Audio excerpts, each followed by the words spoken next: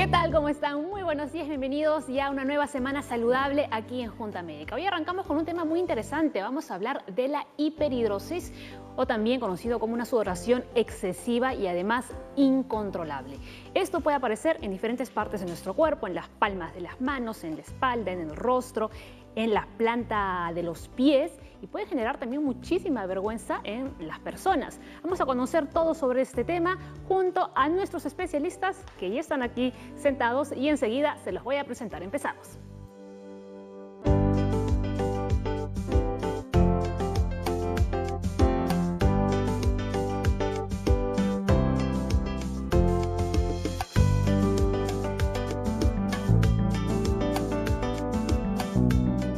Una vez más nos acompaña Nora Rivas Plata, psicóloga clínica del Centro de Psicoterapia Psicoanalítica de Lima. Está el doctor Julio Peralta, jefe del Servicio de Cirugía de Tórax y Cardiovascular del Hospital 2 de Mayo.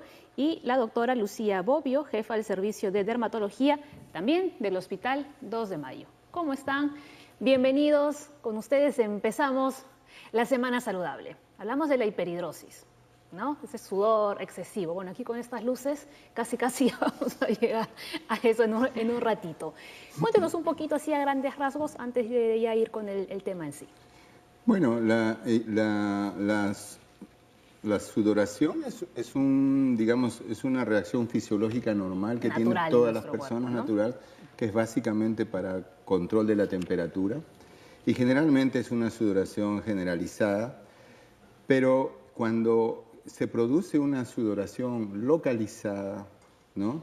Y sin una causa aparente, entonces estamos hablando de una sudoración patológica que le llamamos hiperhidrosis palmar.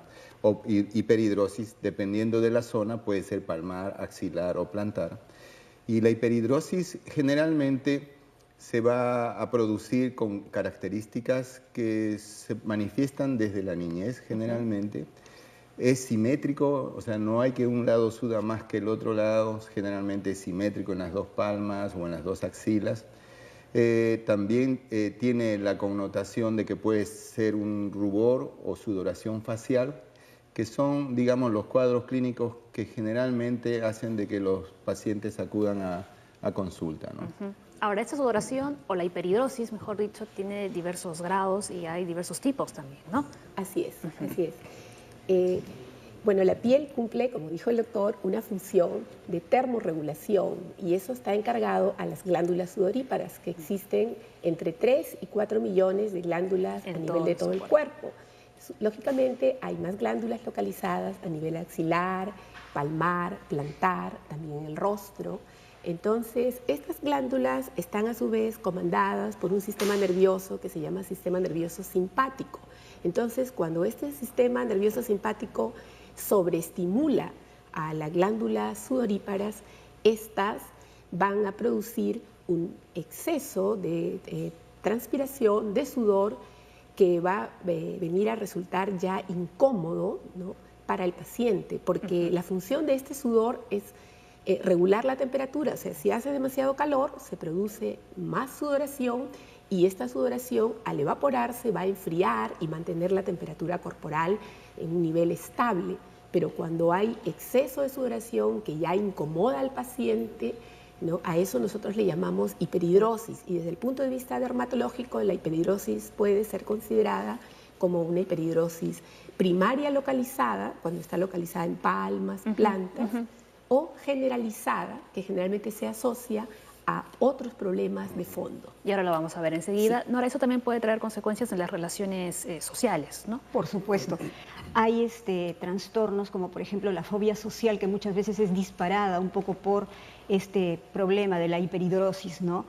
Y como dijo la doctora, efectivamente tiene que ver con una parte de nuestro sistema nervioso que se llama simpático y que nos alerta a nosotros para tener reacciones de defensa ante situaciones amenazantes.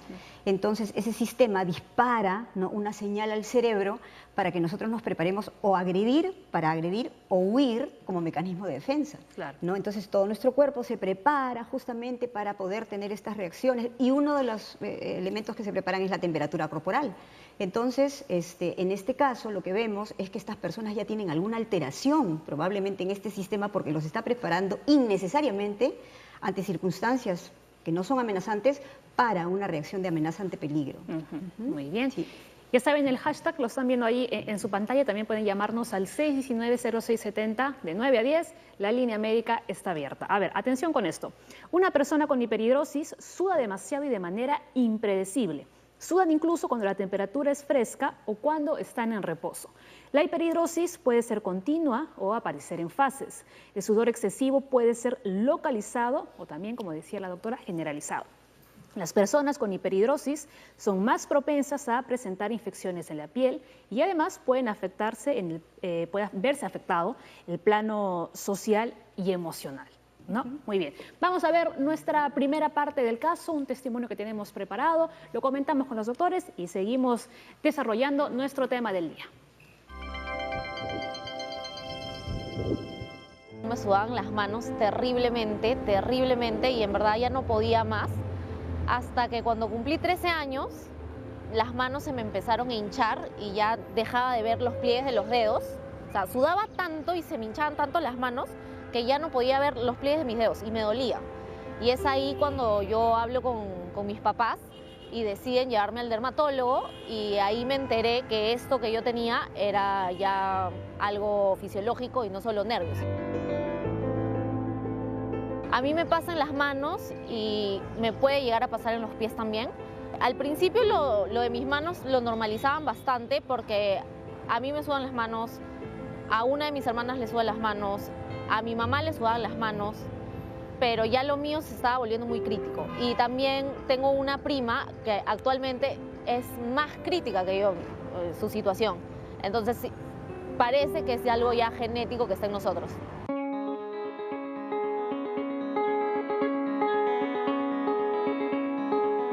Cuando fui al doctor, el doctor me sugirió un tratamiento en el que constaba meter mis manos como que en unas bandejitas que tenían agua y unas rejillas y se conectaban a una maquinita.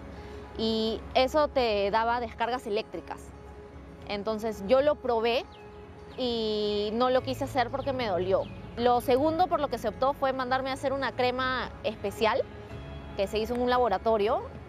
Y bueno, la probé y tampoco me funcionó porque en las noches yo tiendo a meterme las manos a la boca y me comía la crema.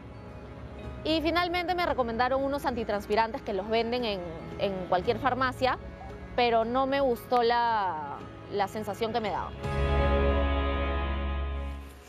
Bueno, escuchamos a la paciente con hiperhidrosis, un caso complejo realmente, ¿no? Y además varios miembros de su familia al parecer con el mismo problema. Sí, eso que dice ella pues es muy cierto, ¿no? Se ve en la consulta médica, vemos que el 40% de los pacientes que sufren de esta hiperhidrosis localizada palmar, en el caso de ella, tienen antecedentes familiares, ¿no? Hay en la familia varias personas que tienen el mismo problema, ¿no? El tratamiento del que ella habla es una iontoforesis que le han aplicado, pero como ella bien dice, también le producía dolor porque es una descarga eléctrica, ¿no?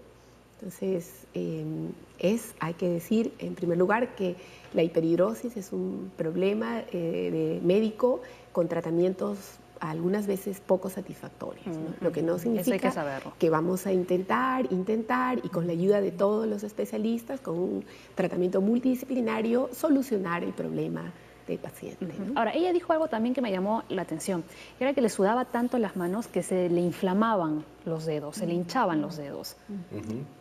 Bueno, esa es una característica de los pacientes. Lo primero que uno tiene que identificar en un paciente si estamos o no ante una hiperhidrosis primaria, como bien lo dijo la doctora, hay que diferenciar. Cuando hablamos de un paciente que tiene sudoración localizada, bilateral, simétrica, ya tenemos que pensar en una hiperhidrosis primaria esencial, que hay que diferenciarla de la sudoración generalizada, que muchas veces sí está relacionada a una patología, o sea, es secundario, por ejemplo, a una insuficiencia cardíaca o a una hipoglicemia, etc. Si tenemos un paciente que está con sudoración en las palmas de las manos, vamos a encontrar al examen clínico las manos totalmente húmedas. Incluso son pacientes que pierden, se les dice pacientes sin huella digital, o sea, está tan edematizada la piel que pierde, digamos, los surcos normales del pulpejo del dedo y no puede marcar. Ellos sienten la mano totalmente húmeda y eso les da mucha incomodidad para estudiar, para trabajar y para establecer relaciones sociales, ¿no? Claro, por supuesto, ¿no, Nora? Claro, en el caso de María Pía, por ejemplo, también noté una cosa. Ella decía, bueno, mi mamá lo tiene, mi hermana también, y es como una prima incluso. La prima también, y es como una especie de tendencia a normalizar cierto tipo de situaciones que no deberían de ser normales, ¿no? Y que a pesar de que le están generando ciertas dificultades, porque, bueno, ahora vamos a conversar seguramente, pero hay pacientes que no pueden hacer ni siquiera ciertas cosas que son básicas, destapar una botella, poder escribir, dar la mano, tienen temor, pero tienden al principio a normalizar este tipo de situación, probablemente para no generarse tanto miedo también, ¿no? Muy bien, y bueno, para que quede claro, ahí vemos, ¿no?, los dos tipos de hiperhidrosis que hay. La primaria generalmente no se puede encontrar una causa específica y la secundaria no es originada por otro trastorno, ya sea neurológico, endocrino o el consumo de algunos fármacos. Y aquí yo sí que quisiera preguntarle, ¿es verdad que algunos suplementos a veces o medicamentos que a veces toman los chicos quizás para adelgazar, para bajar de peso, quemar grasa, puede generar también este exceso de sudoración? En realidad, esas sustancias que muchas veces ingieren los jóvenes, ¿no?, en los gimnasios, vemos que tienen muchas reacciones secundarias, ¿no? Yo que soy dermatóloga veo incluso problemas de acné a veces generados, ¿no?, por estas sustancias que muchas veces tienen componentes hormonales, ¿no?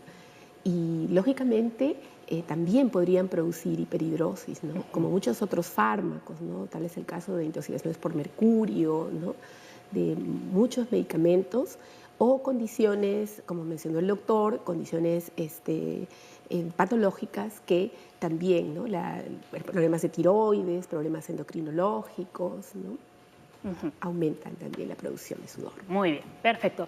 Hacemos una primera pausa aquí en Junta Médica y regresamos. Todavía queda bastante programa por delante. Acabamos de empezar.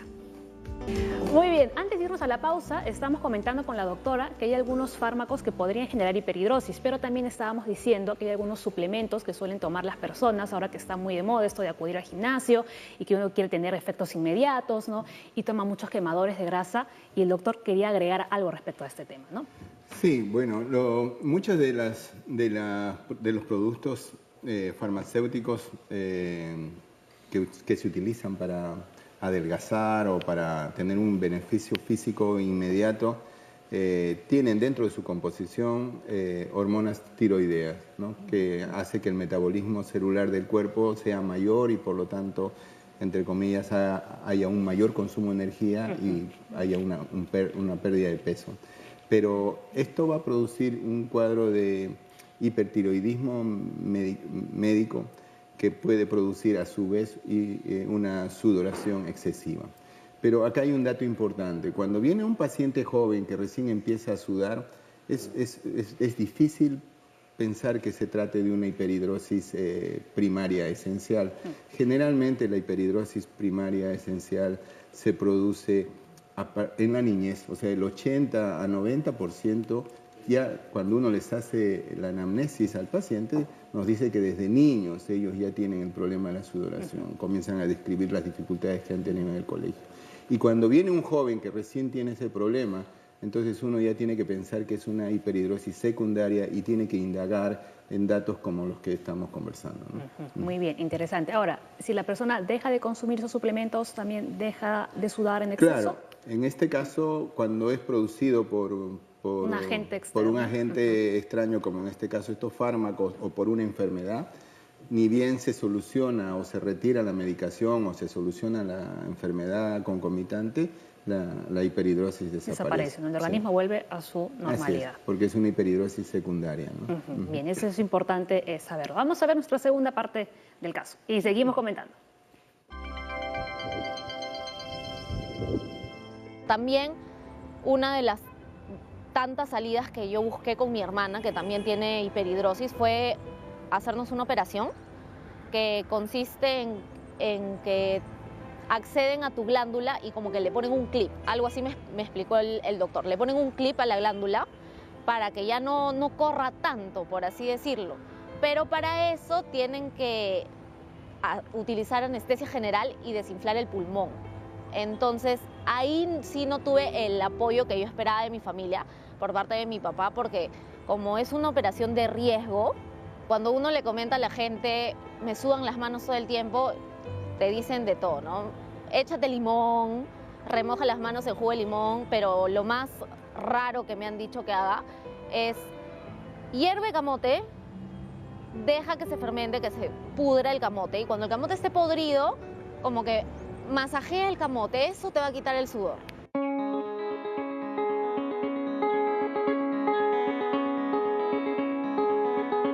Cada día refuerzo más mi seguridad y sobre todo decirle a la gente, es un tema normal.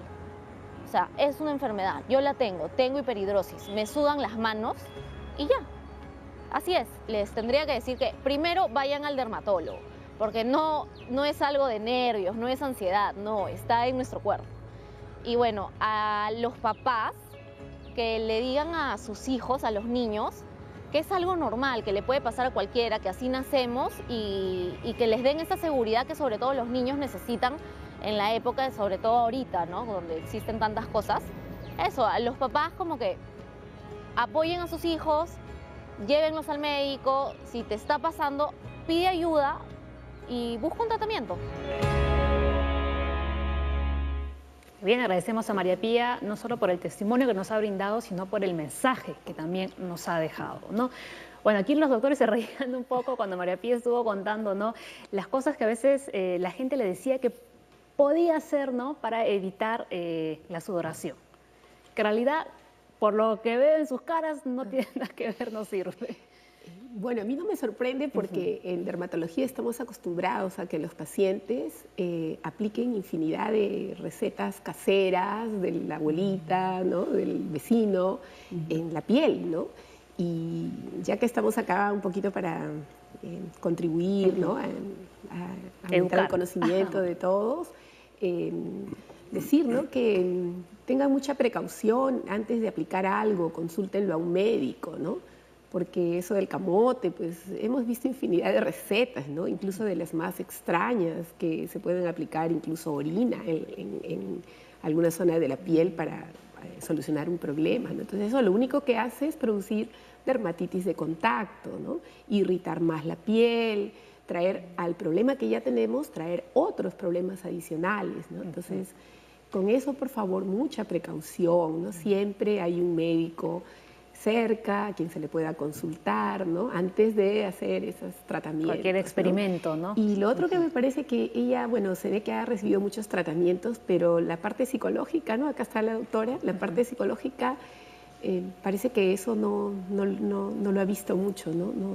Por ese lado no lo han tratado, ¿no? Sí, pues justamente María Pía parece que tenía también mucho temor, ¿no?, porque ella lo que dice es, bueno, papás, aconsejen a sus hijos, de hecho lo dice en el buen sentido, claro, ¿no? Pero dice, aconsejen a sus hijos y díganle que esto es normal, ¿no? Que todos somos así. En realidad, no es normal que uno tenga hiperhidrosis, es normal que nosotros sudemos, ¿no?, cuando hagamos esfuerzo físico, pero si es que no estamos haciendo esfuerzo físico, si no estamos ante una temperatura altísima, ¿no?, y si no estamos en una situación que nos genera nerviosismo, el sudar, ¿no?, excesivamente, y sudar en general no es normal en este tipo de circunstancias. Ahora, probablemente ella lo que tenga es temor, y lo que hubiese querido ella seguramente es que alguien la calme y le diga, mira, esto sí tiene cura, no te preocupes. Lo que sí quiero rescatar del caso de María Pía es que ella dice, aconsejen a sus hijos. Ella va por el lado de hablen con sus hijos, ¿no? Y otra cosa que también quería destacar es que María Pía trata de explicar, ¿no?, la técnica parece quirúrgica que querían emplear con ella, pero no logra comprender la profundidad, ¿no? Eso es muy importante para los pacientes, que logren entender qué cosa es lo que va a pasar, ¿no?, cuál es el inicio, cuál es el curso, Las consecuencias, las consecuencias de su etcétera. enfermedad y qué es lo que específicamente van a hacer, porque eso le permite a uno tener también más tranquilidad y más seguridad, ¿no? Perfecto, muy bien. Atención a estos datos. Si la hiperhidrosis primaria es episódica, se relaciona sobre todo a factores emocionales y estresantes. La sudoración incontrolable puede llevar a una molestia física significativa y a acentuar el estrés. O sea, es todo un círculo vicioso, ¿no? Porque si estás estresado, empiezas a sudar, al ver el sudor te estresas más todavía, ¿no? Y es como que ahí, sigue y sigue y sigue. Doctor. Bueno, es verdad. La primera aseveración es que la hiperhidrosis primaria esencial es episódica. O sea, no es que es permanentemente. Esté sudando todo el tiempo. Dentro del criterio diagnóstico se establece que por lo menos una vez a la semana puede tener un episodio de sudoración excesiva, ya sea en las palmas de las manos, en las axilas o en las plantas del pie o en la cara. Generalmente esto se exacerba en momentos digamos, de estrés, ¿no? Entonces son personas que empiezan a sudar más cuando están en una situación que normalmente todos tenemos estrés, pero ellos se manifiesta mucho más eso, ¿no? Y con respecto al punto anterior, sí es importante algo que me gustaría hacer saber. Mire, yo estuve 3 años en Chile en el 2004 haciendo entrenamiento de mi especialidad y me llamó la atención que en el centro hospitalario donde trabajaba había 6 a 10 cirugías de simpatectomía para hiperhidrosis palmar. Cuando nosotros acá en el Perú mirábamos un paciente al mes con sudoración de manos. Lo primero que pensé es que los chilenos tenían alguna predisposición mayor a sudar y los peruanos felizmente no. Pero en realidad esa no era la verdadera explicación. La explicación es que había muy poca información a nivel de Perú sobre este problema. Y eso es lo que expresa en esta manifestación María Inés, ¿no? Habla mucho y en realidad se nota claramente que no hay una información sobre la patología y sobre las posibilidades terapéuticas que un paciente puede encontrar, ¿no? Eso es verdad, ¿no? ¿Está Por de acuerdo? supuesto. Sí. Muy bien. Ahora, esta sudoración, digamos, no va a aparecer en todo el cuerpo, ¿verdad? O sea, tiene sus puntos. No es que la persona va a sudar por completo. Sí, No. por eso te decía, Paola, que el enfoque dermatológico que nosotros hacemos del paciente es, primero, descartar que no sea una hiperhidrosis generalizada, ¿no? Secundaria generalizada. Secundaria, por ejemplo, ¿a qué? A un problema de tiroides, a un problema incluso de neoplasia, a un problema de diabetes, a una tumoración que pueda tener el paciente, incluso intracerebral, porque tú sabes que este sistema nervioso, la orden viene dada desde el cerebro, baja al hipotálamo y ahí sigue por todo el sistema nervioso simpático, ¿no? Entonces, lo primero es descartar que no haya un problema secundario asociado, porque si corregimos ese problema secundario asociado, por ejemplo, si el paciente es hipertiroideo, le corregimos el hipertiroidismo y vamos a solucionar el problema de la hiperhidrosis generalizada. Pero si hablamos ya de la localizada, acá tenemos otros criterios para definir el problema. Debe ser, como dijo el doctor, episódica, debe haber por lo menos un episodio semanal, debe presentarse esta enfermedad por lo menos 6 meses, debe sudar en forma bilateral, ya sea las manos, las plantas de los pies, las axilas, debe ceder durante el sueño, ¿no? Debe producir un malestar psicológico al paciente. Entonces, en ese caso ya estamos en la primaria localizada, en la hiperhidrosis primaria localizada, que la causa es, nosotros los médicos decimos idiopática, ¿no? O sea, desconocida, que la causa no se ha logrado identificar en un 100%. Se cree que puede haber un componente hereditario, como decía María Pía, pero no hay una causa exacta que defina la enfermedad. Y ahora sí viene lo importante, ¿no? ¿Cómo se diagnostica? Hay un test, ¿no? Que cuando ahora estábamos conversando, que de repente, no sé si es lo mismo que el test de Minor, pero este test consistía en que uno ponga las manos, ¿no?, sobre una superficie seca, ¿no? No, el test consiste en aplicar yodo a las manos. Entonces se espera que la paciente transpire porque la transpiración no es igual, digamos, en la palma, si ya compromete los dedos, es otro grado de Es el test de sudoración. Es el test de Minor. Pero hay otro test que uno puede hacer en casa, ¿verdad? Sí, o sea, vi hay médicos que le piden a su paciente que coloque sus manos, las palmas de las manos en una superficie lisa, por 10 segundos. Luego las retire, ¿no? Es una cosa sencilla, ¿no? Que todos pueden hacer en casa. Exacto. Las puede retirar y si en 5 segundos no ha desaparecido la huella es porque ya hay un pequeño problema, ¿no? Y así sucesivamente.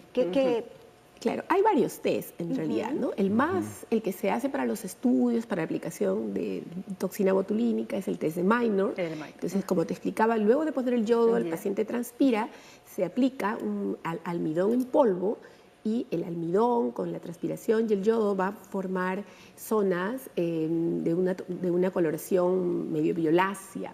Entonces, esas zonas son las que más transpiran y allí es donde se va a aplicar en mayor cantidad la toxina, ¿no? Ese es el test de Minor, digamos que es el que está más formalizado, establecido. Como dijo la doctora, también puede haber gravimetría, que se le coloca un papel filtro al paciente. En algunos libros dice incluso pesar el papel antes y después, pero bueno, cosas ya demasiado específicas, ¿no? Y a manera práctica podemos hacer lo que ha mencionado la doctora, ¿no? O aplicar violeta de genciana, o simplemente lo que hacemos a veces en la consulta es decirle al paciente que coja un papel y lo tenga entre las manos y le estamos hablando, le estamos preguntando y luego a ver el papel y el papel resulta pues totalmente la huella palmar. Claro, ¿no? Es en el caso de que sea, ¿no? En el caso de las manos o la planta de los pies, ¿no? Pero en el caso de que sea en el rostro, ahí sí el test de Minor es el que tienen que realizar.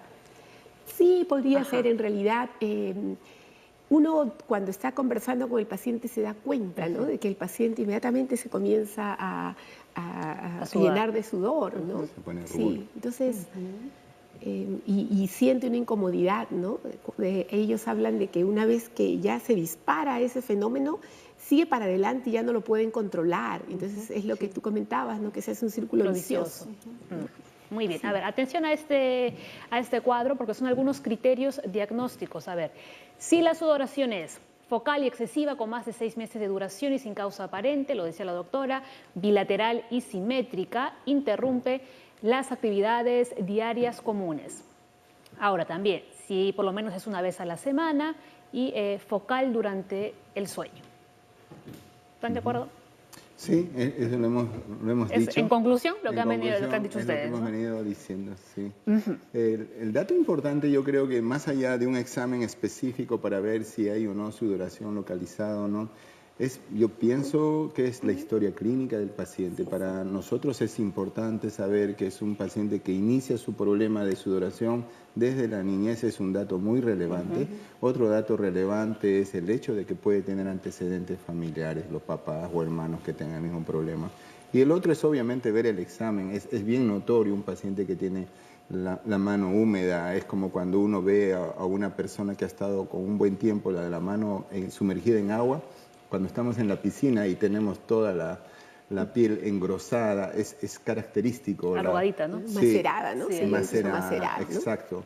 Y todos esos datos, y generalmente son pacientes que vienen de jóvenes y que uno se da cuenta que a pesar de no haber tenido la información y digamos la asesoría adecuada, son pacientes que han, digamos, sobrevivido a una situación de vida muy difícil, ¿no? Porque para ellos ha sido difícil el tema de hacer las tareas con la mano que moja, es difícil haber establecido amistad, relaciones. Entonces son personas que de alguna manera es difícil pensar que sean muy nerviosas y que por eso están haciendo ese problema cuando es exactamente al revés. Son personas que verdaderamente han tenido bastante temperamento como para poder haber superado esta dificultad y haber llegado a la universidad o haber llegado ya a buscar de repente trabajo, que es ahí donde acuden, ¿no? Me dicen, voy a ir a buscar trabajo, doctor, y resulta que no puedo ni siquiera darle la mano al entrevistador porque va a pensar que estoy nervioso.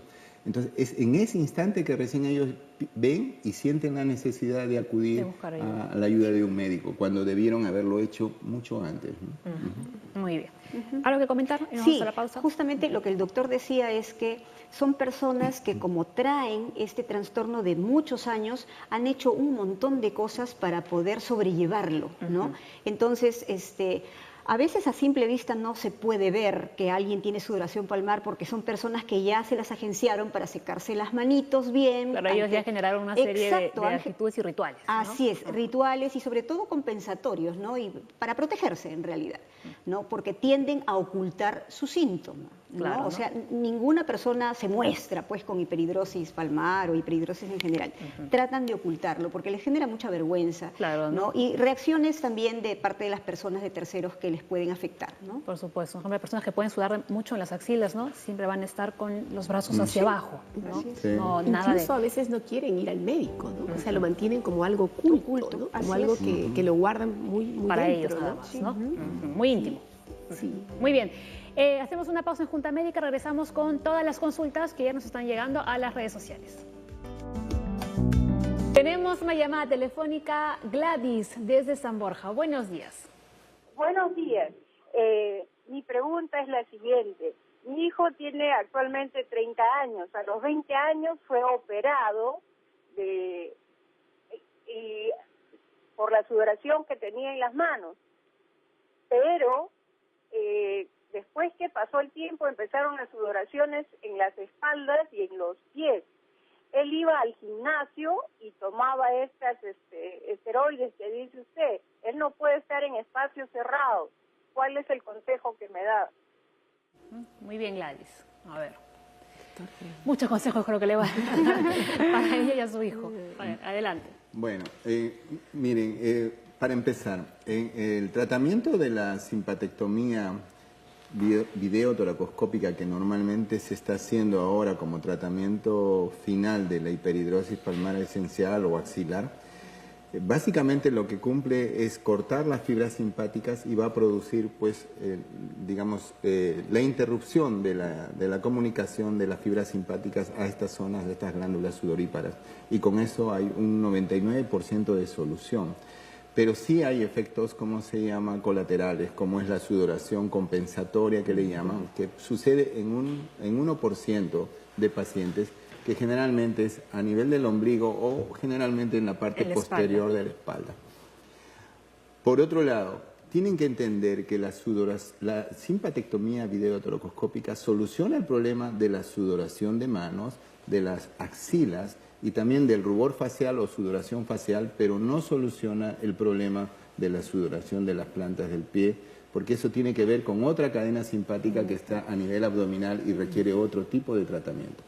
Por lo tanto, el problema que tiene el muchacho es que probablemente siga teniendo las vías de conducción adrenérgicas simpáticas a nivel abdominal que no fueron tratadas y por eso él sigue teniendo el problema de sudoración de las plantas del pie. Y en la espalda también comentaba la mamá. Y probablemente lo de la espalda pueda ser, ¿cómo se llama?, una compensación que por mala suerte está dentro del 1% de pacientes que lo presentan.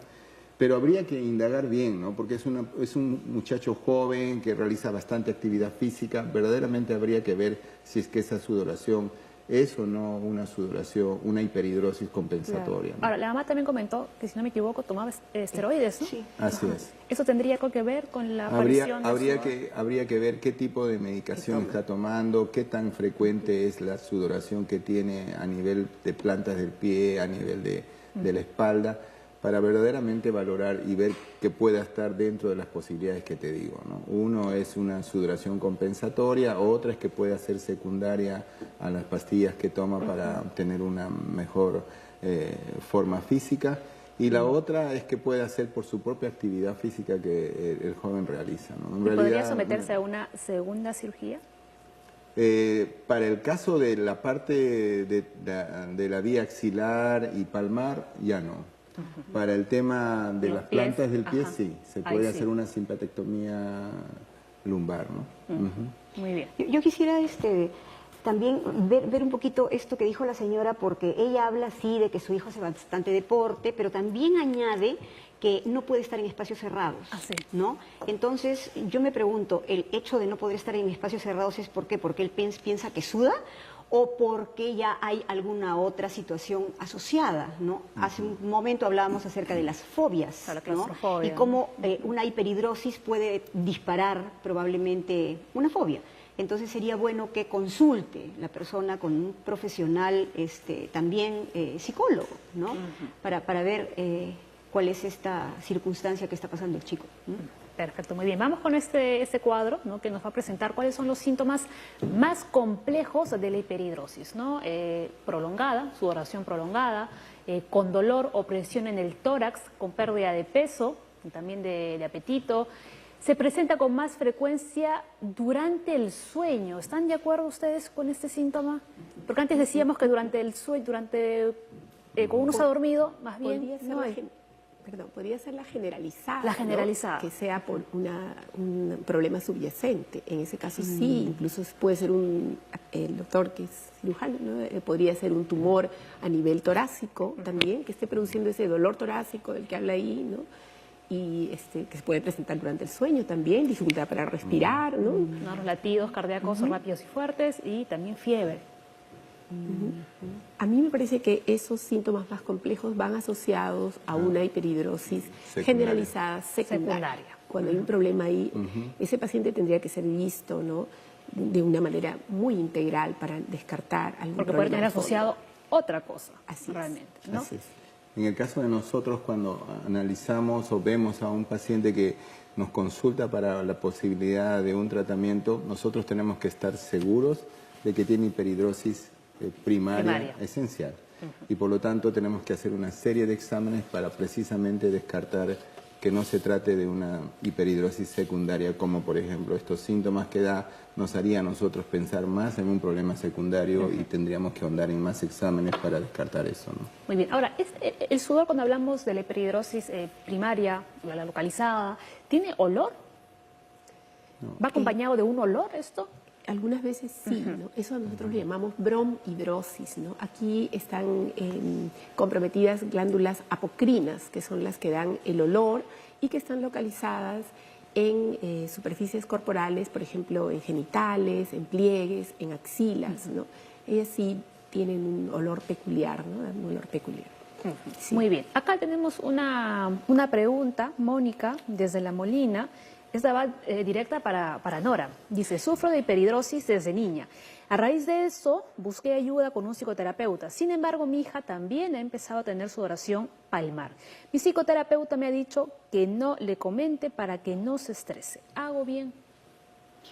En realidad, si nosotros partimos de la idea de que la hiperhidrosis, no la secundaria asociada a una enfermedad, sino la hiperhidrosis primaria, como dicen los doctores, ¿no?, esencial, está relacionada con emociones como miedo, ira, tensión, angustia, ¿ya? Lo que nosotros tenemos que hacer es evitar que estos sentimientos prevalezcan.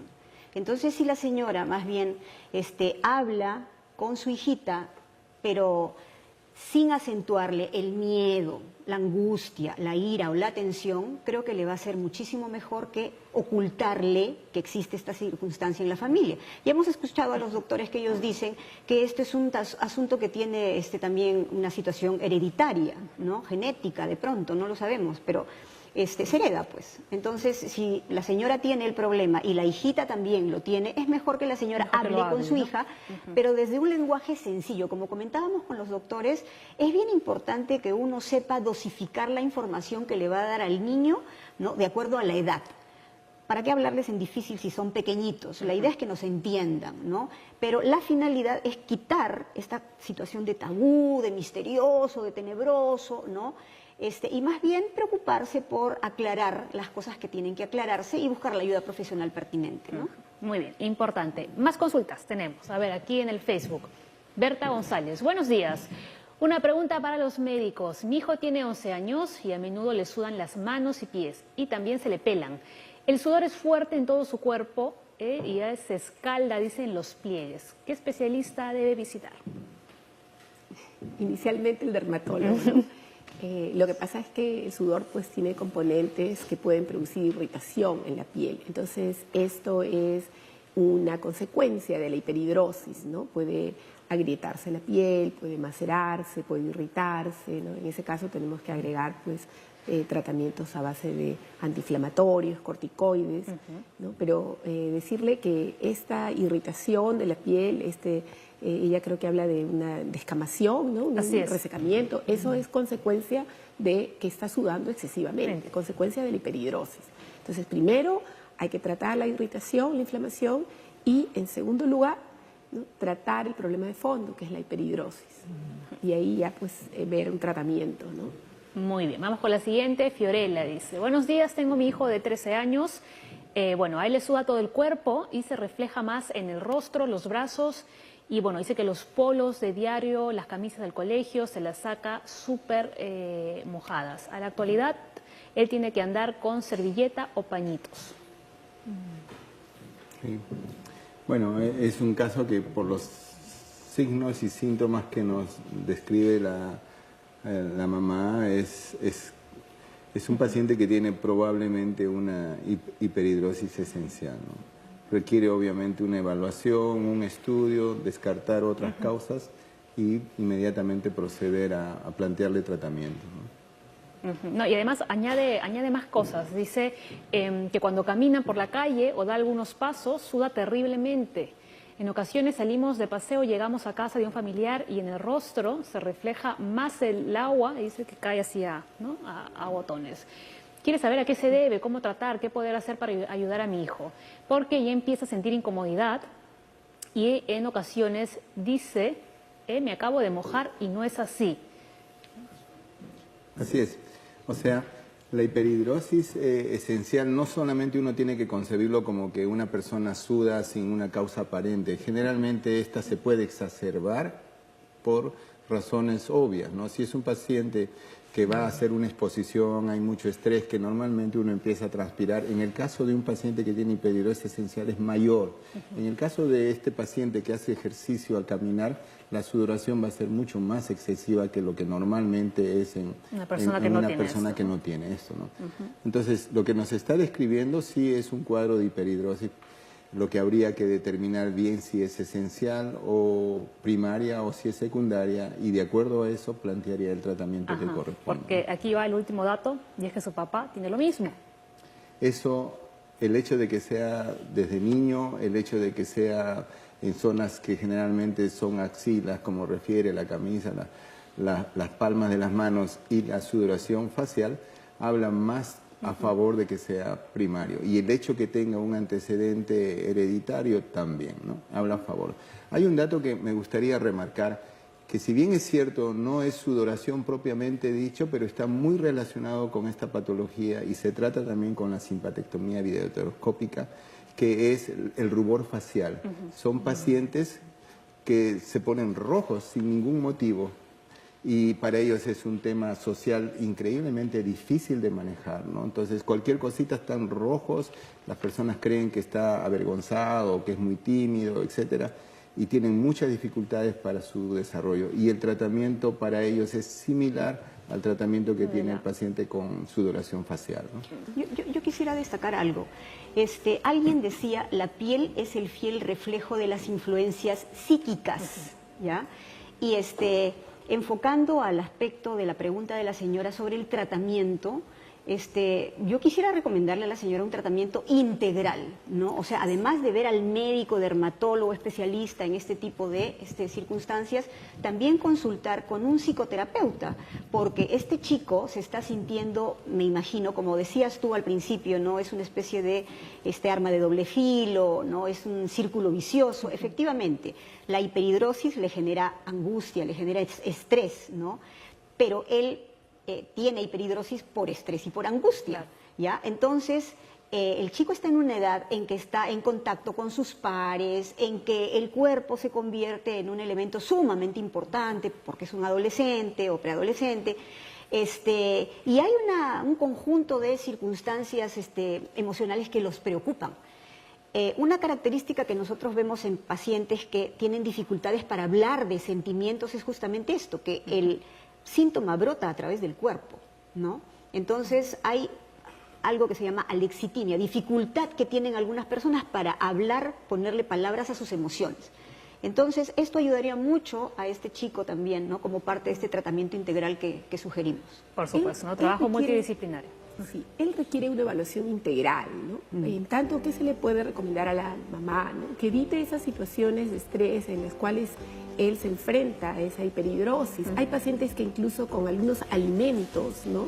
Picantes, mucho condimento, pueden desencadenar la hiperhidrosis, por ejemplo, facial, ¿no? Entonces, que evite esa situación, incluso olores pueden desencadenar también una hiperhidrosis.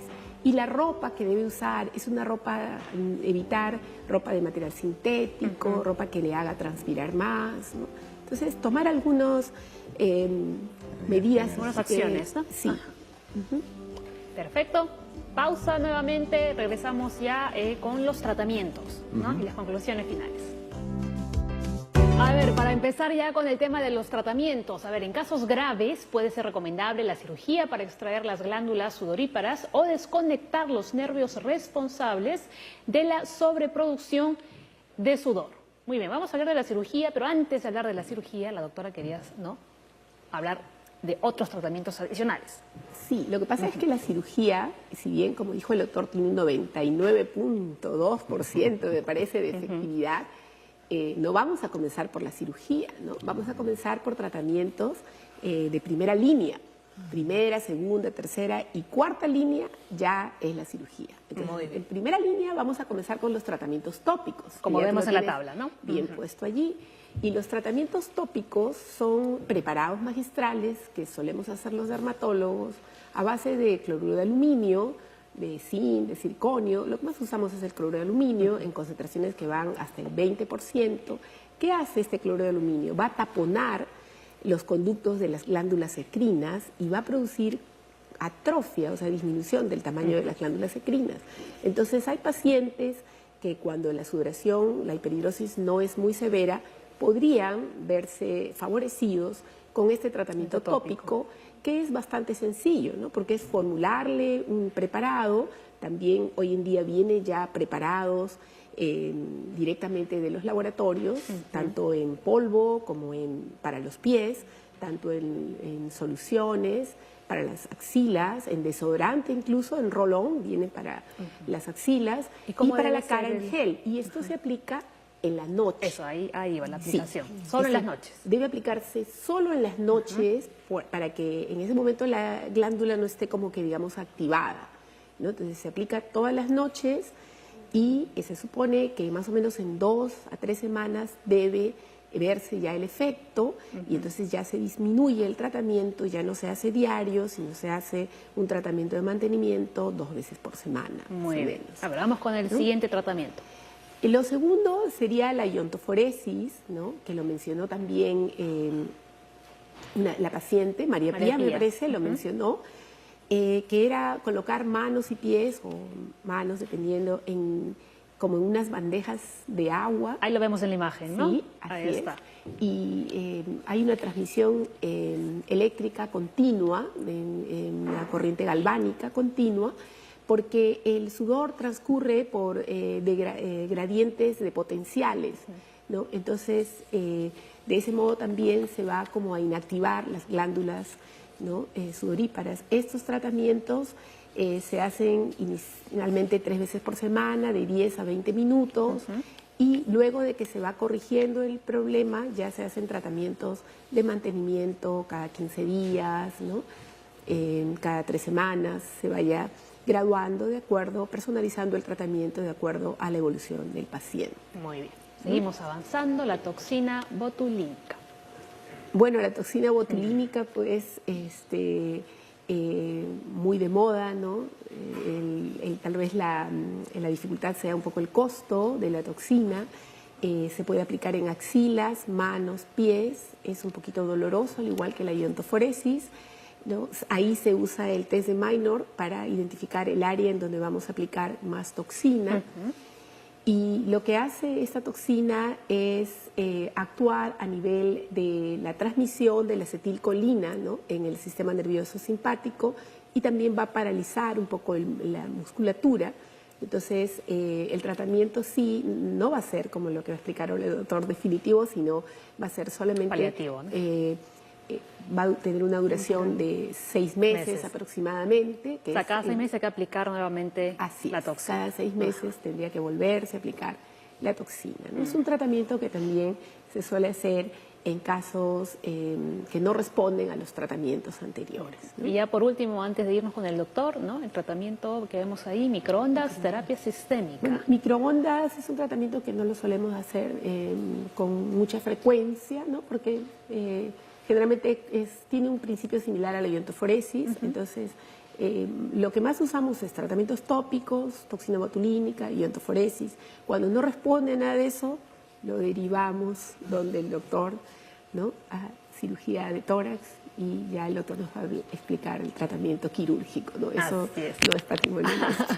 Doctor, su turno. Bueno, primero, yo pienso que esta es una enfermedad que no está, desgraciadamente, muy bien informada en nuestra sociedad. Que por eso les conté la experiencia que tuve. Por eso es importante programas como este, que informen a los pacientes que tienen hiperhidrosis palmar, que no piensen que es un problema normal o natural, sino que verdaderamente lo identifiquen como una enfermedad y sepan acudir a los médicos correspondientes y a los otros colegas también, psicólogos, para que le den todo el soporte de tratamiento que corresponde. En segundo lugar, afortunadamente, en el avance de la medicina ha habido un desarrollo en la cirugía torácica. Antes se tenía que, para poder tener acceso a la cadena simpática es una fibra nerviosa muy delgada, casi como, digamos, una hebra de lana, quizás más delgada todavía, que viene paralelo, tal como se ve en la imagen, paralelo a la columna vertebral. Y vean que corresponde a cada costilla, le corresponde un ganglio, que es que ustedes van a ver. Y generalmente la técnica consiste en a nivel de T2, T3, T4, según corresponda el lugar y la zona donde el paciente tiene problemas. Si tiene problemas a nivel de sudoración facial o rubor facial, entonces uno clipa bilateralmente en ambos lados de la cadena simpática a nivel de T2, si es a nivel palmar, T3, y si es a nivel axilar, T4. Muchos de los pacientes tienen problemas de sudoración de manos y sudoración de axilas, y entonces uno hace la resección de T3, T4. Antes, para tener acceso a esa zona que está dentro de la caja torácica, tenía que hacer uno una incisión enorme y grande, lo cual hacía, digamos, difícil este tipo de abordaje para un paciente. Afortunadamente, ahora se hace con 2 pequeños cortes de 5 milímetros, uno por donde entra una videocámara y el otro por donde entra el electrobisturí o la radiofrecuencia, que es con la que uno va a cortar o seccionar el nervio. Y con eso es una cirugía muy rápida, con muy bajo riesgo, y que normalmente eso soluciona el problema del paciente. Las complicaciones que puede haber básicamente están relacionadas a cualquier cirugía que sea de tórax. Por eso es importante, y eso lo quiero remarcar, que este procedimiento sea hecho por cirujanos de la especialidad, torácicos, cardiovasculares, porque ante cualquier complicación tiene que estar este médico entrenado para abordar y solucionar el problema. En segundo lugar, la recuperación es una cirugía ambulatoria. El paciente rápidamente se reincorpora a su actividad cotidiana y la única molestia que tiene posoperatorio es un poco de dolor, ¿no? Perfecto, muy bien.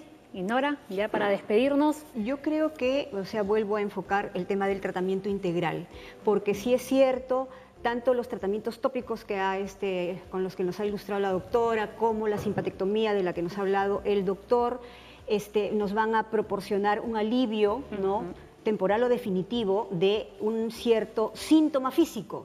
Pero ¿qué pasa con las emociones subyacentes que dispararon todos estos cuadros? Esas emociones están allí.